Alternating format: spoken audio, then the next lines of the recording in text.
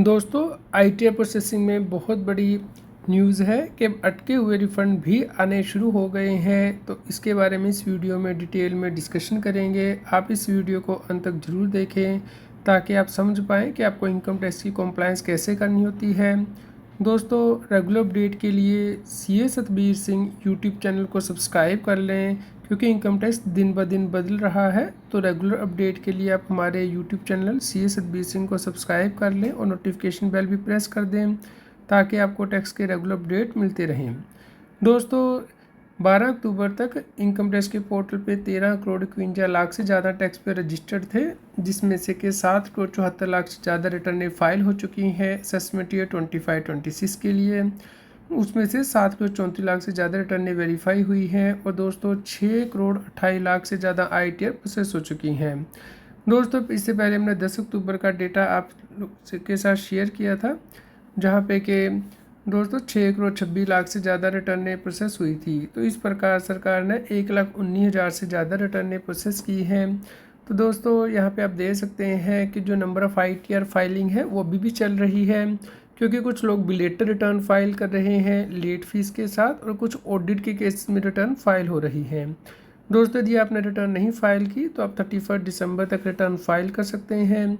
अगर आपकी जो इनकम है वो 3 लाख से कम है तो कोई लेट फीस नहीं है। अगर 3 लाख से लेकर 5 लाख के बीच में है तो 1,000 की लेट फीस है। अगर 5 लाख से ऊपर है तो 5,000 की लेट फीस है। लेकिन दोस्तों जिनका ऑडिट होना है उनके लिए 31 अक्टूबर लास्ट डेट है आईटीआर को फाइल करने की और ऑडिट कराने की। तो दोस्तों ये रिटर्न भी अब फाइल हो रही है, जैसा कि आप यहाँ पे देख सकते हैं, जिसकी वजह से कि जो रिटर्न प्रोसेसिंग है वो धीमे हो सकती है क्योंकि इन रिटर्नों को भी प्रोसेस किया जा रहा है। दोस्तों जो डेली आईटीआर प्रोसेस हो रही है वो बहुत कम हो गई है। पहले ऑलमोस्ट 4 लाख रिटर्नें सरकार प्रोसेस कर रही थी, लेकिन अब 1 लाख रिटर्नें ही प्रोसेस कर रही है। ये फेस्टिवल सीज़न की वजह से भी हो सकता है और सैटरडे संडे की वजह से भी हो सकता है। तो हम उम्मीद करते हैं कि इस वीक में जो प्रोसेसिंग है वो और ज़्यादा बढ़ जाएगी। दोस्तों अभी भी पेंडिंग रिटर्नें जो है वो 1 करोड़ के आसपास हैं, जिससे कि प्रोसेस होने में टाइम लग सकता है। तो दोस्तों कितना टाइम लगेगा इसे भी डिस्कस कर लेते हैं। तो 1 करोड़ 6 लाख रिटर्नें पेंडिंग है और दोस्तों 1 करोड़ 19 लाख रिटर्नें और दोस्तों 1,19,000 रिटर्नें प्रोसेस हो रही हैं डेली। तो अगर हम इस एवरेज को लेके चलें तो 3 महीने का टाइम लग सकता है। लेकिन दोस्तों अगर सरकार रिटर्न प्रोसेसिंग फास्ट कर देगी तो उस केस में जो एवरेज टाइम है वो कम हो सकता है। तो उम्मीद करते हैं कि जल्द ही आपकी रिटर्न भी प्रोसेस होगी।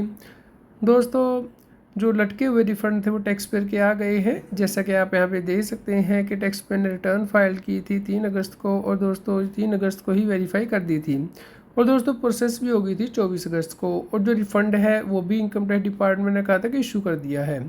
लेकिन दोस्तों रिफ़ंड के इशू होने का मतलब ये नहीं है कि रिफ़ंड आपको मिल जाएगा, क्योंकि इसके बाद further checks income tax department के द्वारा लगाए जाते हैं। तो यहाँ पे आप देख सकते हैं इंटीमेशन ऑर्डर आ गया था कि टैक्स पेयर ने रिटर्न फाइल की है और इंटीमेशन में बिल्कुल सही जो रिफ़ंड क्लेम किया था वो इशू भी किया गया है। रिफ़ंड सीक्वेंस नंबर भी आ गया है। लेकिन दोस्तों ये रिफ़ंड रिलीज़ नहीं किया गया था इनकम टैक्स डिपार्टमेंट के द्वारा। आप यहाँ पे देख सकते हैं नेक्स्ट डे 25 अगस्त को कम्युनिकेशन किया गया था कि आपका रिफ़ंड तो डिटरमिन हो गया है लेकिन रिलीज़ नहीं किया जाएगा, क्योंकि टैक्स पेयर की आउटस्टैंडिंग डिमांड थी। दोस्तों अगर पिछले सालों की आपकी डिमांड खड़ी है इनकम टैक्स के पोर्टल पे तो इनकम टैक्स डिपार्टमेंट उसे एडजस्ट कर सकता है, लेकिन इसे एडजस्ट करने से पहले आपको कम्युनिकेशन भेजा जाता है। यदि कम्युनिकेशन भेजे बिना डिमांड एडजस्ट की जाएगी तो इनवैलिड हो जाती है, इसीलिए पहले ये कम्युनिकेशन भेजा जाता है ताकि आप इसका रिप्लाई कर पाएँ इनकम टैक्स के पोर्टल पे। दोस्तों रिप्लाई करने के लिए आपके पास 21 दिन होते हैं। जैसे ही कम्युनिकेशन आपको मिला है, अगर आप 21 दिन के अंदर रिप्लाई नहीं करते हैं तो जो भी आपकी डिमांड आउटस्टैंडिंग है उसे आपके रिफ़ंड के साथ एडजस्ट कर लिया जाता है और बैलेंस अमाउंट ही रिलीज़ किया जाता है। तो दोस्तों यहाँ पे भी आप देख सकते हैं कि टैक्स पेयर का इंटीमेशन ऑर्डर तो आ गया था 24 अगस्त को, लेकिन दोस्तों 25 अगस्त को ही सीपीसी बेंगलोर के द्वारा मैसेज दे दिया गया था कि रिफ़ंड को होल्ड पे डाल दिया गया है और यहाँ पे जुरिडिक्शनल असेसिंग ऑफिसर का जो रिस्पॉन्स है वो अवेट किया जा रहा है, क्योंकि टैक्स पेयर की आउटस्टैंडिंग डिमांड खड़ी है। तो दोस्तों उसके बाद 10 अक्टूबर को आप यहाँ पे देख सकते हैं ये रिफ़ंड रिलीज़ किया गया है। दोस्तों यहाँ पे टैक्स पेयर को 21 दिन का टाइम होता है कि वो आउटस्टैंडिंग डिमांड के अगेंस्ट अपना रिस्पॉन्स दे सकता है। उसके बाद इनकम टैक्स ऑफिसर जो होता है आपका जुरिडिक्शनल असेसिंग ऑफिसर, उसे इसके ऊपर रिप्लाई करना होता है, एक्शन लेना होता है, तो उसे भी 21 दिन दिए जाते हैं। तो नॉर्मली दोस्तों 45 दिन के अंदर ये रिफ़ंड या तो आ जाता है या फिर एडजस्ट किया जाता है। तो इसके लिए आपको रेगुलरली इनकम टैक्स का पोर्टल चेक करना होता है और ये रिप्लाई भी दोस्तों आपको ऑनलाइन ही देना होता है इनकम टैक्स के पोर्टल पे लॉगिन करके रिस्पॉन्स टू आउटस्टैंडिंग डिमांड के अंतर्गत।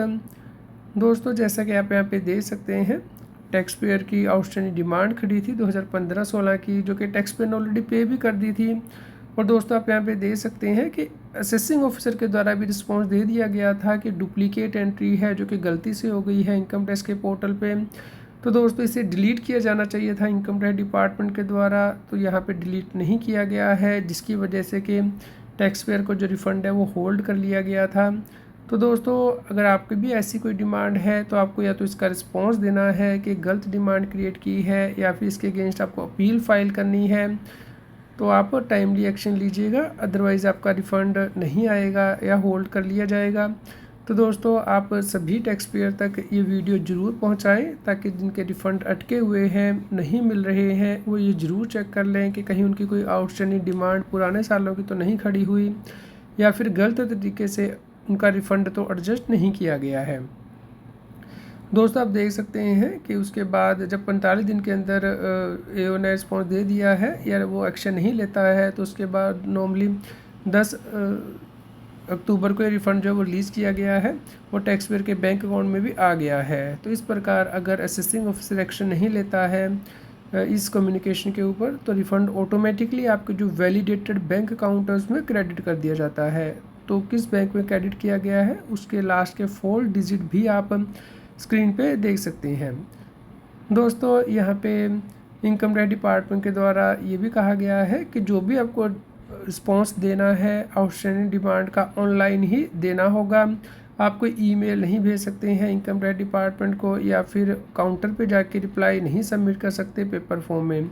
तो दोस्तों आपको ऑनलाइन ही रिस्पॉन्स देना है कि क्या आप एग्री कर रहे हैं या फिर डिसएग्री कर रही हैं।